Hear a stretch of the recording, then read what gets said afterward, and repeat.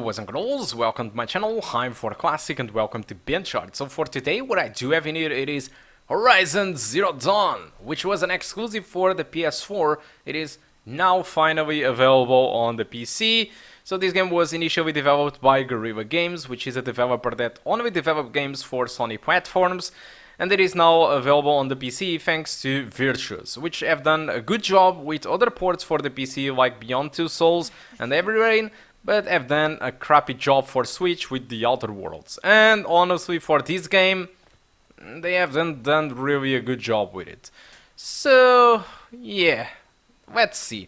Let's jump into the graphical settings first for you to have an idea how I'm running the game. So I'm running the game with 1080p using 70% of render scale, which is pretty much the same thing as being playing at 720p. I'm using low settings, but we want to have some dignity in here, so I decided to enable TAA, which doesn't consume any frame rate at all, and the anti-aliasing it is far much better. Alright. Also, I do suggestion to enable Ambient Occlusion. This will consume 2 frames per second, more and less, but the lighting system gets much better, especially on the grass and stuff like that.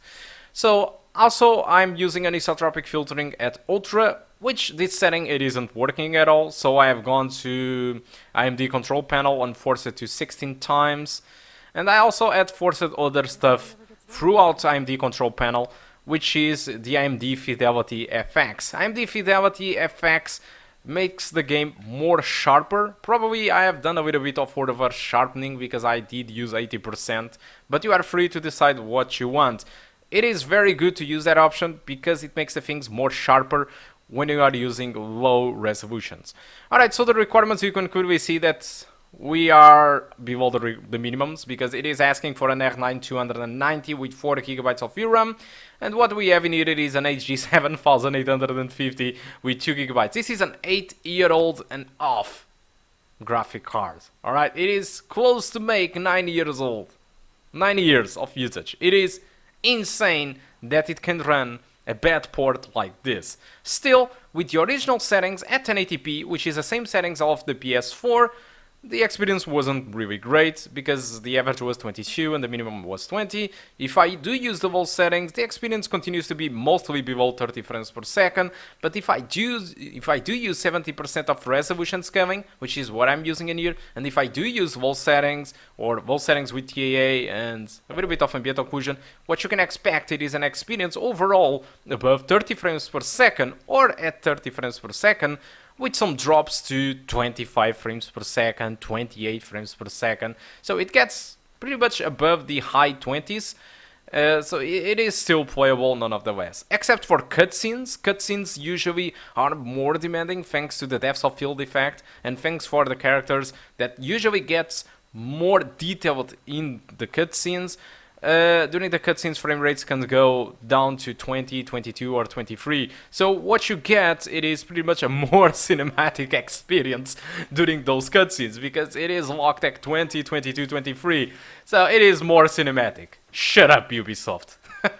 Alright, so here we are with Horizon Zero Dawn. And this port for the PC, for me it is a mixed bag. From one point it is amazing to be running this game with a 8-year-old and half graphic card and below the minimum spec. Alright, it is below the minimum requirements and it is still running. That is pretty good, honestly. But on other hand, there are bad things, and this port have a ton of issues. That's why its reception on Steam have been kind of mixed. Most of the people complain about optimization.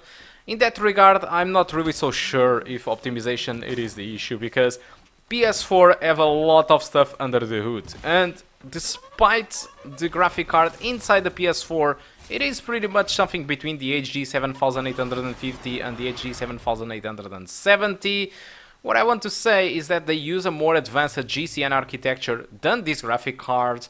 Alright, and they also have 8 GB of shared memory to spare where they want. So which means that we just have 2 GB of VRAM and they have like 8 GB where they can decide something like, okay, so we are going to use 3 GB of VRAM for this game and we'll be using 2 GB of RAM for this game all inside the same stack, so they are more flexible. There are examples of this on Killzone, where in Killzone Shadowfall, for example, they did use 3 gigabytes of textures of VRAM and they used 1.5 of RAM. So on PS4 developers are more flexible in this regard, while in here with 2 gigabytes of VRAM you can store more than 2 gigabytes of textures for the game.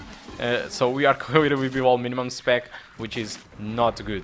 Alright, so yeah, this port have a share of issues which are very well documented on Digital Foundry video, which I do recommend you to watch. There are some issues where I wasn't able to reproduce. For example, the issue where Alex said that the game always started at borderless. That thing doesn't happen for me. Every time I start the game, it starts at full screen, and if I switch to borderless and again to full screen, I don't get any performance boost like he mentions. So it might be something that only happens if you have a higher resolution display than 1080p, right? There are other issues that people did complain, like especially on NVIDIA side, there are some flashes and glitches.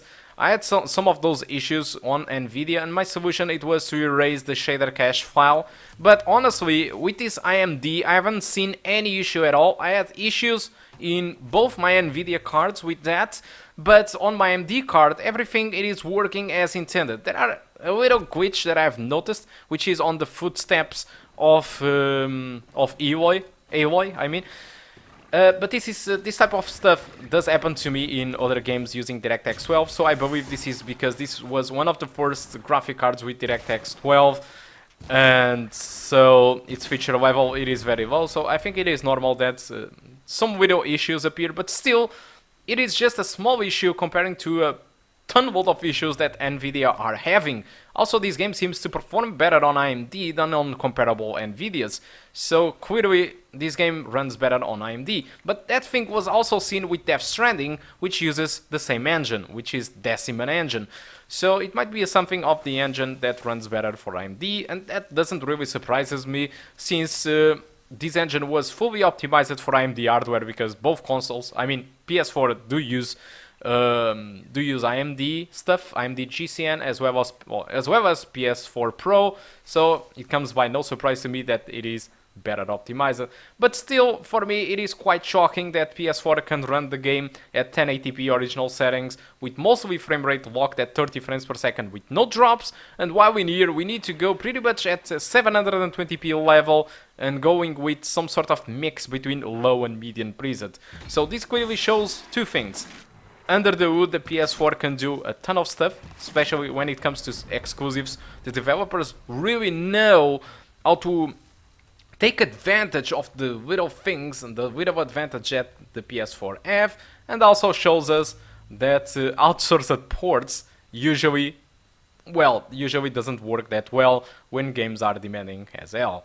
So probably Virtuals will optimize a little bit the game further and will resolve some of the issues. Other issue that I already mentioned is the anisotropic filtering. It isn't working in the graphics option of the game, so my recommendation it is to force throughout AMD control panel, Relive control panel. You can force to 16 times if you want.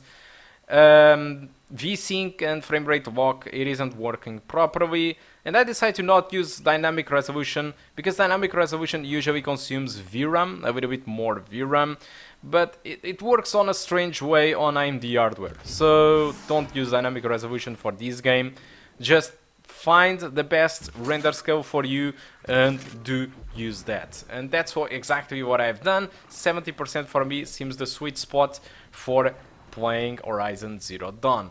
So I think that I have talked all about this, so let's go and proceed to the price. So the game costs a price of a full price game.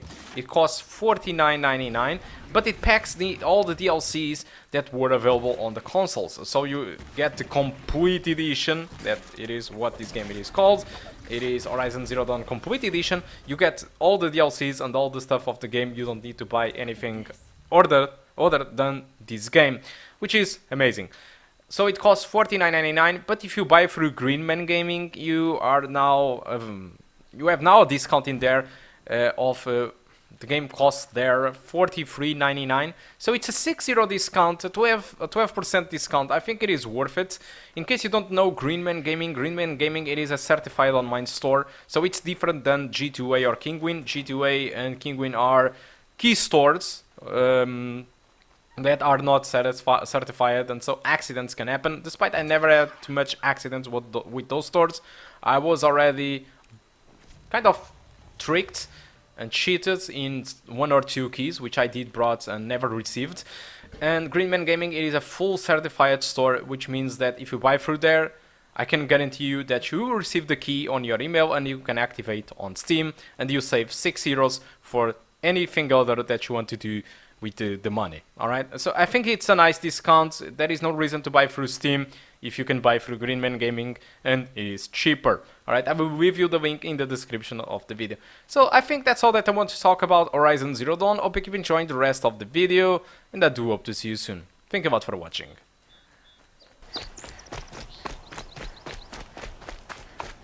Time to see Karst and get a tripcaster.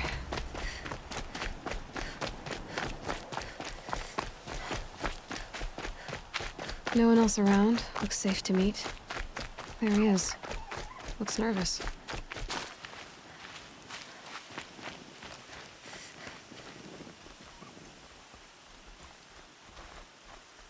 Well, well, well. An outcast on my doorstep. All mother protect me. Surprised you saw me the way you keep looking every other direction to make sure no one's watching. Careful there, or you'll sprain your neck. It's always a pain in the neck when you show up, girl, one way or another. Last time I visited, you had a tripcaster available for trade. Still got it? I do. But you'd need to bring me a scrapper lens. What can I say? Special weapons don't come cheap. Oh, I can pay. Took down a scrapper not long ago. Stripped out the lens in perfect condition. I'll be the judge of that. Show me.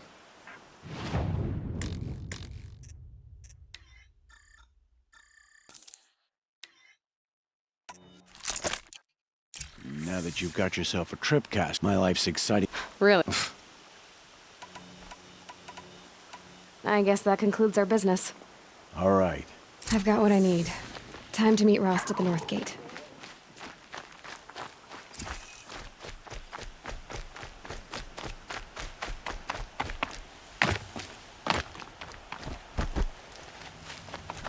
Yep, it's the motherless outcast again. Go ahead and stare.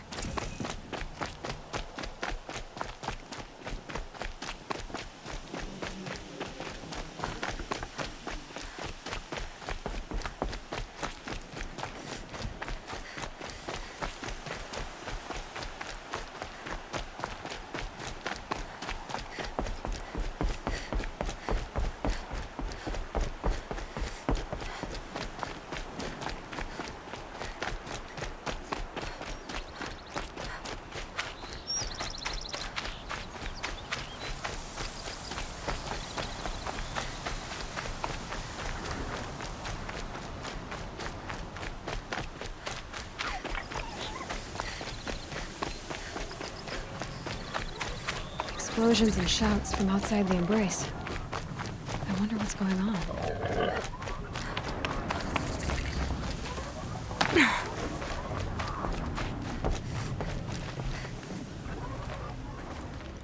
You have the fire arrows?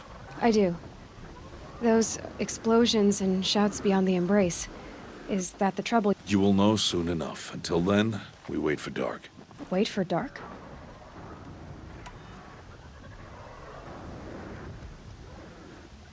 Still a while to go before dark. Good idea. There'll be no time for sleep tonight.